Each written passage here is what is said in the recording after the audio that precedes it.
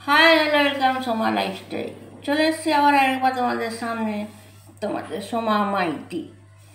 এর আগে আমি একটা ব্লগ ছেড়েছি বৃষ্টিকে নিয়ে, জন্ম মৃত্যু নিয়ে লড়ছে। এটা আমার কেয়া মাসি। ও কেয়া মাসি, ভালো আছো তো? বিন্দাস। তোমার রামু কাকা আর মানে ভাই কাম্বর আর তোমার বেটা কি কোথায় গেল? আজ থেকে নতুন জীবনী শুরু করছি, নিউ লাইফস্টাইল। কোথায়? হ্যাঁ, একটা কথা বলি কেয়া, দেখ, আমি তোর থেকে অনেক ছোট, এখনো বলছি।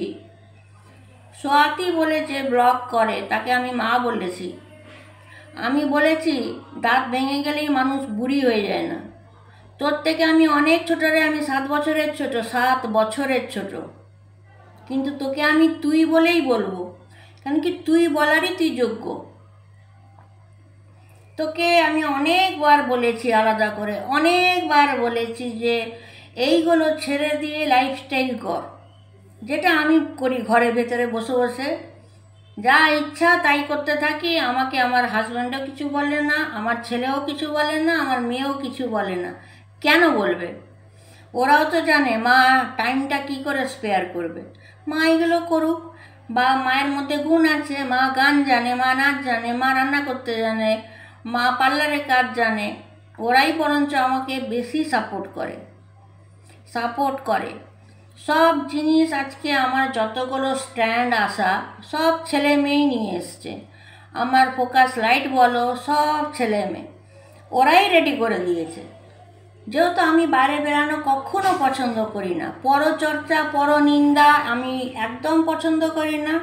আমি কারোর বাড়িতে গিয়ে টাইম স্পেয়ার করব আশেপাশে কোনো দিন না। আমার ছেলে মেয়ে হেরে যায়, একটু বেরাও না মা, একটু বেরাও না মা, একটু চলো না মা। এবার আমি বেরাই না, খুব কম বেরাই। কিন্তু আমার তো সোমা লাইফস্টাইল ঠিকই চলছে, আস্তে আস্তেই হবে। যেহেতু যে লাইফস্টাইল উড়ে গেল, আর কে উড়িয়েছে সেটা আমি জানি। চলো, এটা আমি ছাট মাল ভেবে না ছেড়ে দিলাম। কেয়ারানি, তো আমি যে বললাম আমার ছেলে মেয়ে কীভাবে সাপোর্ট করেছে, তো তোর ছেলে তো তোকে সাপোর্ট করতে পারতো। ওই নোংরামি করার থেকে মা তুমি ভালো কাজগুলো করো, তোর ছেলে তোকে সাপোর্ট করতে পারেনি। তোর ছেলে কেয়া, তুই বল, তোর ছেলে, তুই তোর ভাতারকে নিয়ে মানে ভাই কাম বর ডিপ কিস করছিস, আর তোর ছেলেকে দিয়ে ক্যামেরা করাচ্ছিস। ছি ছি ছি ছি ছি, ভিডিও করার লজ্জা থাকা উচিত রে, লজ্জা থাকা উচিত। ছি ছি ছি, নির্লজ্জ বেহায়া একটা মেয়ে, তোর লজ্জা লাগে না? তুই তোর ছেলেকে কোন অ্যাঙ্গেলে বললি রে? তুই শুয়ে, ছি, ফুল রোমান্স না হাফ রোমান্স করছিস, আর তোর ছেলে ভিডিও করছে। কি অবস্থা রে, অবস্থা! মানে এগুলো ভাবা যায়? এইগুলো এমনিতেই আমার ছেলে মেয়ে আমাকে গাল দিয়ে ভূত ভাঙিয়েছে। কেন বলতো? তোর এই কেচ্ছার জন্য। আমি কি কখনো আমার ছেলেকে বলতে পারবো? হ্যাঁ, ওই আমার এই ভিডিওটা করে যেত, নোংরা ভিডিওটা কেটে কুচিয়ে আমার ছেলেই আগে আমাকে ফেলে আসবে। আমার হাজব্যান্ড আর মেয়ে তো দূরের কথা, হাজব্যান্ড মেয়ে দূরের কথা, আমার ছেলেই আমাকে কেটে কুচাবে আর এই হলদিয়া নদীর ওই কি জলের ধারে গিয়ে ছুঁড়ে ফেলে দিয়ে আসবে। আমার ছেলের কথা বলছি, ঠিক আছে? আমার ছেলে একটুখানি শুনেছে আমার গলার ভয়েসটা যে আমি তোকে বলছি, ওতেই আমার ছেলে অবজেকশন করেছে, তুমি এটা ডিলিট করো, ওইটাকে আউট করো, তুমি এরপর থেকে কেয়ার ব্লকে ঢুকবে না। ভাব ভাব ভাব রে, ভাব হারামজাদি মেয়ে, ভাব। তুই কত নাটক করবি রে? নকল একটা প্লাস্টিকের সাপ বাগানে ছেড়ে দিয়ে বলছিস সাপ দেখেছি, এখানে ঘর নেবো না। তুই জঙ্গলে জঙ্গলে লাইফস্টাইল দেখা, জঙ্গলের কি রে? তুই কি টার্জেন নাকি? না, টার্জেন তো ছেলে ছিল, টার্জেনের একটা ছিল না শিলা। তুই কি শিলা? হ্যাঁ, জঙ্গলে থাকিস? তুই আবার মুনকে লেটার পাঠাচ্ছিস, তুই আবার প্রিয়াংশুকে লেটার পাঠাচ্ছিস, আর ইদানিং আমার কাছে যখনই আমি লাইভে বসছি আমার কাছেও কিন্তু কিছু কিছু কথা আসছে। লাইভে আমি সব কটা স্ক্রিনশট রেখেছি। তুই খানকি বুড়ি, তুই জীবনে শুধরাবি না, জীবনে শুধরাবি না, দুনিয়া বলে দিয়েছে আর আমিও বলে দিয়েছি। তুই তোর ধমক না, তুই তোর পকেটে রাখ, পকেটে রাখ, পকেটে রাখ। তোকে তো সবাই বলেছে তুই কী ধরনের কেস করবি কর না, সব জায়গায় গিয়ে আমরা হাজির হব। কেন বলতো? তোর তো ল্যাংটা ছবি আমাদের কাছে আছে, তোর ছেলেরও কীর্তি আমাদের কাছে আছে। আমি তো আরও বেশি ভালো করে জানি, সেটা প্রিয়াংশুকে লাইফে বলেছিলাম।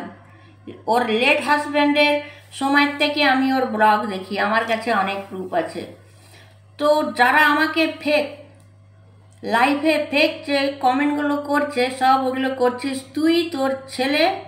ছেলে কি বলবো আর, তোর বড় দালাল, তোর ছোট দালাল করছিস, যেটা মুনো বলছে, শিউলি বলছে, প্রিয়াংশু বলছে, স্বাতি বলছে, আর নাম মনে রাখতে পারছি না। তুই একটা এমন মেয়ে না, হ্যাঁ, তোর লাজ লজ্জা নেই রে।